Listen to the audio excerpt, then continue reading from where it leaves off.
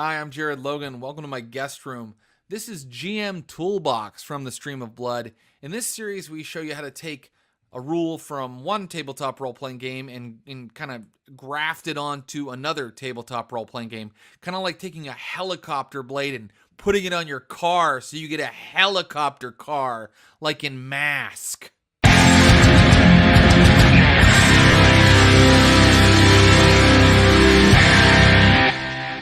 In our last video, we talked about Fiasco from Bully Pulpit Games and writer Jason Morningstar. And it's hard to overstate this game's influence on tabletop role-playing. I mean, this game is a game changer.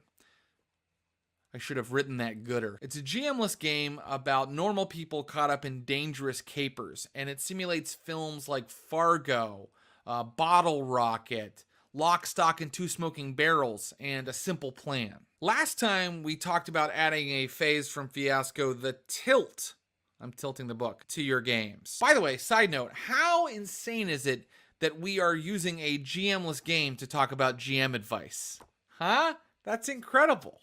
That's like using a driverless car to teach you how to drive. This time I want to talk about another phase in Fiasco, the phase that's called the Aftermath. If you have ever been your group's game master, you know that sometimes you finish an RPG session and it doesn't quite have an ending.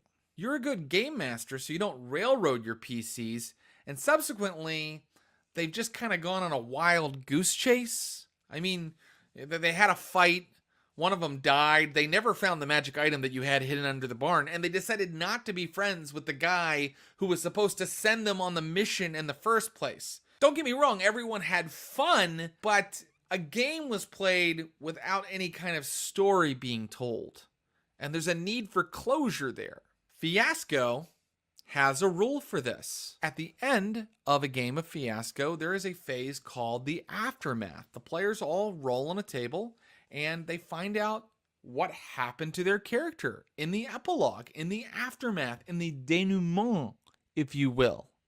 And the results on the table can range in how good or bad they are. Everything from a 0, the worst thing in the world, to 13 plus, fan-fucking-tastic. Players take turns holding up one of their dice and describing a scene where something happens to their characters. And the game recommends that you play this kind of as a montage, where everybody just sort of states one short, snappy thing that shows where their characters ended up. You know where I'm about to go with this. Use this in other role-playing games. At the end of an RPG session, where it feels like things didn't quite end, there wasn't quite a sense of closure, or even if there was, let every player take one more action that kind of shows where they ended up after the story.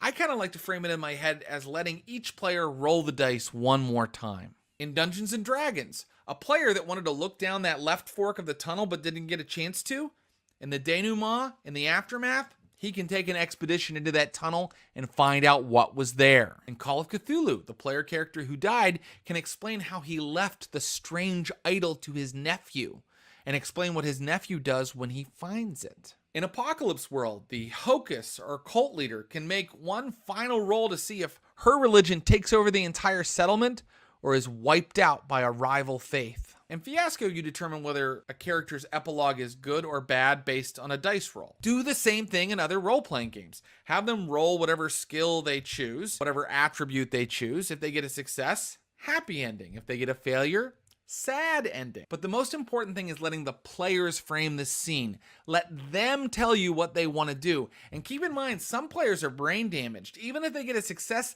they might want a sad ending. I know, they're insane and they have problems and they need therapy to solve them. The Aftermath does a couple of useful things. First, it gives the game a sense of closure, which can be super important in, say, one-shots or games where you had a really limited amount of time. The Aftermath gives players an opportunity to investigate or try to understand the story elements that they didn't understand during the game. They can answer unanswered questions. And finally, the Aftermath allows players to do that one thing that they were aching to do the entire time with their character, but the circumstances of the story just never quite allowed them to do it, or you, the game master, didn't. But in the Aftermath, they can finally do that one shtick they've been dying to do.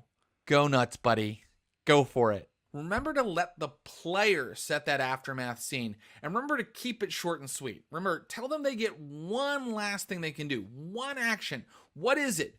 What is the ending of their character's story? I got one last ride left in me. The tilt added chaos and unexpected consequences to the game. The aftermath does the opposite. It ties all the elements in together and makes them into one cohesive story again. One more note. I've noticed that a lot of players and game masters are used to ending a game session, and if there were any unanswered questions left over, they will just sort of sit and tell the players what was actually going on in a kind of info dump that doesn't happen in game. Please stop doing this. A good role-playing session is kind of like a good joke. If you have to explain it, it probably isn't very good. If there are elements of the scenario that your players didn't uncover during the course of the game, don't spoil all of them as soon as the game is over. Keep those elements in that material to use later, maybe in a sequel to that exact game session. But most of all, realize that it is okay to leave some things mysterious, leave some things unexplored, leave some things unexplained. It gives your setting and your game the feeling that it is a real universe. Often in real life, we don't know everything that's going on around us. We don't know what's behind every door or what everything that happened to us in our life actually meant. The same should be true in tabletop role-playing games. You can give the players an opportunity to figure out what was going on in the aftermath, but let them ask for it. Let them set that scene. Don't just give it away for free. Excuse me.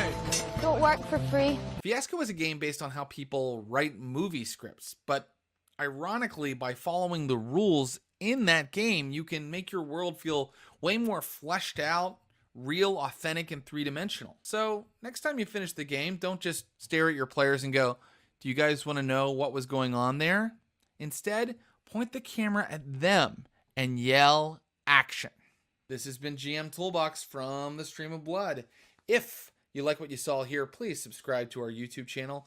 We stream 3 times a week on Twitch if you'd like to see some of these ideas and techniques in practice. And if you've used some of these tips or you have your own tips you'd like to share with us, there are comments you can post below. Thanks, and until next time, happy gaming, you son of a bitch.